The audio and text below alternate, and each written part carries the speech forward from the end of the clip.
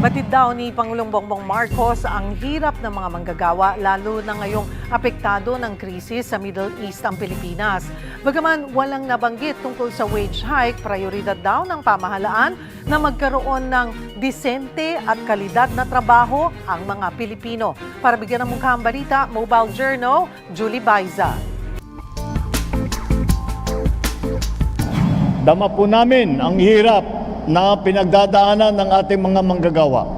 Lalo na ngayon na tumaas ang presyo ng langis, ng kuryente at ang mga bilihin. Ngunit hindi po kami tumitigil sa paghahanap ng mga paraan upang dumami pa ang trabaho, ang kabuhayan at ang mga oportunidad para sa ating lahat. Ito ang mensahe ni Pangulong Bongbong Marcos sa pangunguna sa nationwide celebration ng 124th Labor Day sa General Santos City.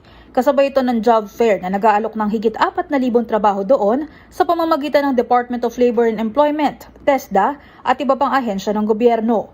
Present sa pagtitipon ng ilang miyembro ng gabinete, maging si dating Senador Manny Pacquiao. Ayon kay PBBM, hangad ng pamahalaan na magkaroon ng disente at dekalidad na trabaho ang mga Pilipino, lalo na ngayong apektado ang bansa ng krisis sa Middle East. Tinitiyak po natin na may sapat na supply ng pagkain at binabantayan natin ang presyo upang mapigilan ang pananamantala.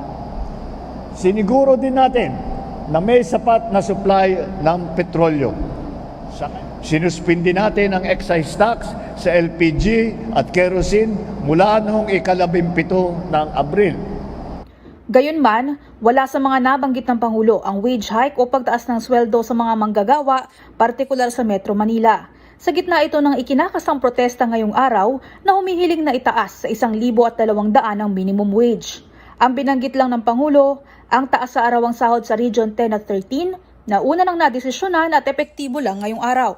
Kabilang dito ang wage hikes na epektibo ngayong araw tulad ng sa Region 10 at sa Region 13. Ang arawang sahod ng manggagawa sa lugar na ito ay tumaas na sa 500 pesos at 475 pesos. Bukod sa job fair, dadaluhan din ng Pangulo ang rice distribution sa Jensan.